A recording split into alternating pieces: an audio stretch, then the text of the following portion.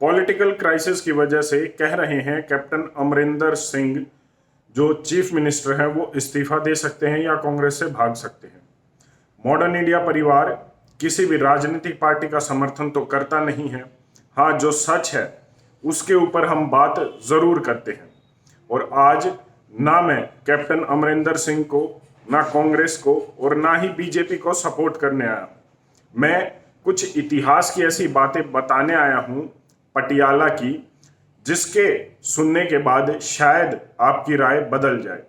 हो सकता है आप इनको सपोर्ट करते हो, वो एक अलग बात है, लेकिन अगर ये इतिहास जानने के बाद भी अगर आप इन्हें सपोर्ट करते हैं तो शायद आप चमचों की श्रेणी में आ जाएंगे।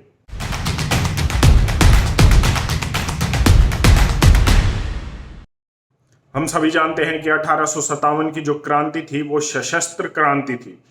पूरे देश में एक सुर में आवाज आई थी कि अब देश को गुलामी की बेड़ियों से छुड़ाकर आजाद करना है। और तभी ये हुआ कि चुन चुन कर अंग्रेजों को मारा जाने लगा, काटा जाने लगा।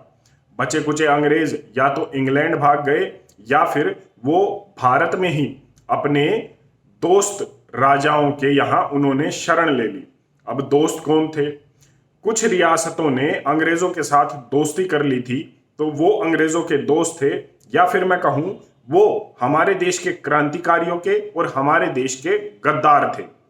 इसमें कुछ नाम हैं जिसका साइड में आप फोटो भी देख रहे हैं। इसमें साफ साफ लिखा हुआ है कि जो पटियाला के नवाब हैं, महाराजा नरेंद्र सिंह, जींद के महाराजा स्वरूप सिंह, कपूरथला के महाराजा रणधीर सिंह, ये सभी वो राजा थे जिन्होंने 1857 की सशस्त्र क्रांति में देश का साथ न देकर, क्रांतिकारियों का साथ न देकर अंग्रेजों का साथ दिया था। और यहां तक भी लिखा हुआ है इस आर्टिकल में कि इन राजाओं ने अंग्रेजों को वॉर मटेरियल्स दिए थे, मतलब लड़ने के लिए सैनिक दिए और हथियार भी उपलब्ध कराए, जिसकी वजह से हमारे देश में जो आजादी 1857 में ही आ जानी थी वो 1947 में जाकर मिली। और वो ऐसे ही नहीं मिली, इसका परिणाम ये हुआ जो इन राजाओं ने देश के साथ गद्दारी की, इसका परिणाम ये हुआ। एक उदाहरण दे देता हूं कि बिठुर नाम का एक छोटा सा शहर है जो कानपुर के पास है। बिठुर के दो बड़े क्रांतिकारी थे हमारे देश के, नाना साहब पेशवा और तांतिया टोपे। उन्होंने 1857 की सशस्त्र क्रांति का बिगुल बजाया था और पूरे देश में लोगों को इकट्ठा किया था अंग्रेजों के खिलाफ आजादी के लिए।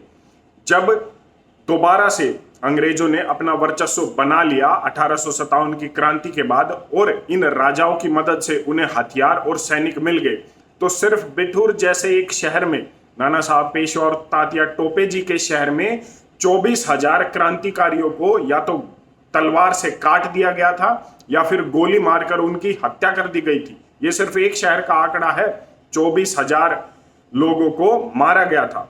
वो सिर्फ इसलिए मारा गया क्योंकि अंग्रेजों ने ये कहा था कि ये नाना साहब पेशवा और तात्या टोपे के शहर के लोग हैं, कल को जब ये दोबारा से खड़े होंगे तो हमारे लिए खतरा बन सकते हैं। और आपको जानकर हैरानी होगी कि 3 साल से लेकर 90 साल तक के व्यक्ति को अंग्रेजों ने मार दिया था।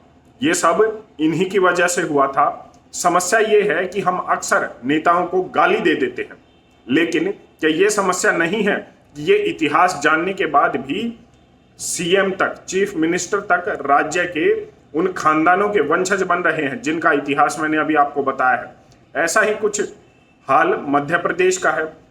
महारानी झांसी को धोखा देने वाले लोगों के खानदान के अब वंशज महाराजा बने हुए हैं। ऐसा ही हाल हर जगह का है। तो क्या नेताओं को गाली देना ठीक है या हमें खुद अपना इतिहास ठीक करना पड़ेगा?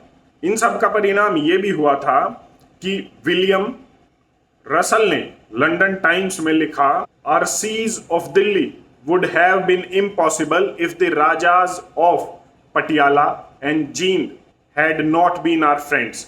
मतलब अगर पटियाला और जींद के महाराजा हमारे दोस्त न होते तो हम दिल्ली पर दोबारा कब्जा नहीं कर पाते। ये सभी इतिहास जानने के बाद भी आपकी क्या राय है, एक बार कमेंट करके जरूर बता दें। और अगर आप इस चैनल पर नए हैं तो इस चैनल के साथ साथ मॉडर्न इंडिया चैनल को भी सब्सक्राइब जरूर कर लें, जो पिन कमेंट में है, क्योंकि वो चैनल 7 दिन के लिए बैन कर दिया गया है। और 7 दिन के बाद जब दोबारा से बैन हटेगा तो हम दोनों चैनल पर बात करेंगे और सत्य आधारित फैक्ट रिसर्च के साथ अपनी बात रखेंगे। धन्यवाद। जय हिंद।